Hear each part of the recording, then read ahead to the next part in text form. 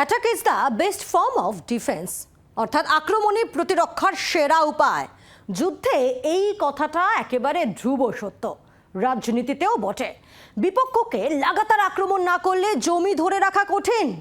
এটা কি হারে হারে টের পাচ্ছেন শওকত মোল্লা? নিয়ম করে তাই ধমকানি চমকানির পথে হাঁটতে হচ্ছে তাকে। রাজ্য রাজনীতির অন্যতম হটস্পট ভাঙড়। এর একটা বড় কারণ এখানকার বিধায়ক ফুরফুরা শরীফের সঙ্গে তার ডাইরেক্ট কানেকশন। পীরজাদা তহা সিদ্দিকীর আত্মীয় তিনি। ভাঙড়ের মাটিতে তিনি যে শওকত মোল্লাকে দেখতে চান না তা একাধিকবার জানিয়েছেন। বাংলায় এবারে ভোট হবে, মমতা বিরোধী ভোট হবে না, ব্যক্তি বিরোধী ভোট হবে।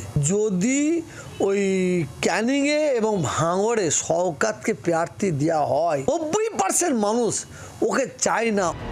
একই ভবিষ্যৎবাণী শোনা গিয়েছে নওশাদের মুখেও। কারো নাম না করে ভাঙড়ের তৃণমূলের প্রতিবাদী সভায় তার পাল্টা দিলেন শওকত। আজকে যে দালালরা, যে অসভ্য জানোয়াররা বলছে যে ক্যানিং পূর্ব বিধানসভা নাকি হেরে যাবে তৃণমূল কংগ্রেস, আমি তাদেরকে বলি, যদি মায়ের দুধ যদি খেয়ে থাকিস, যদি বুকের যদি পাতা থাকে, একবার ক্যানিং পূর্বে কিংবা ভাঙড়ে একবার ভোটের টিকিট নিয়েছে দাঁড়িয়ে যা। আমি আপনাদের কথা দিয়ে যাচ্ছি, ভাঙড় বিধানসভা যদি পৃথিবী যদি একদিকে হয়ে যায়, তারপরে কিন্তু তৃণমূল কংগ্রেস জিতবে, আটকাবার ক্ষমতা কারণ নেই। নাম না করে নওশাদ ও তার দলবলকে বারুইপুর জেলে ঢোকানোরও হুঁশিয়ারি দিয়েছেন শওকত।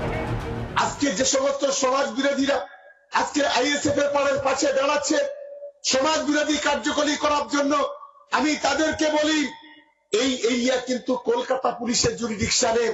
বোমা বন্দুক গুলির কথা ভুলে যাও, না হলে আগামী দিনে বারুইপুর জেলে গিয়ে তোমাদের বাস করতে হবে, কেউ তোমাদের আটকে রাখতে পারবে না। এসব শুনে আইএসএফ নেতৃত্বের কি প্রতিক্রিয়া?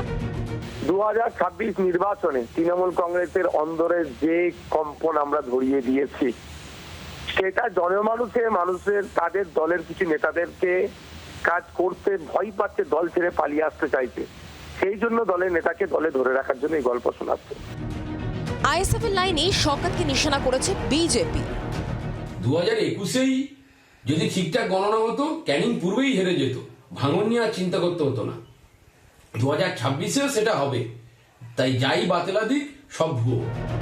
রাজনীতির নিয়মই হচ্ছে বিপক্ষকে জমি না দেওয়া, ফলে এই তরজা চলবে ভোট পর্যন্ত। ম্যাচের ট্রফি কাকে দেবেন তা ঠিক করবেন ভাঙড় বা ক্যানিং পূর্বের গণদেবতারাই। প্রশান্তিত সর্দারের রিপোর্ট, জি 24 ঘন্টা। বাংলার আওয়াজ, বাঙালির আবেগ, জি 24 ঘন্টা।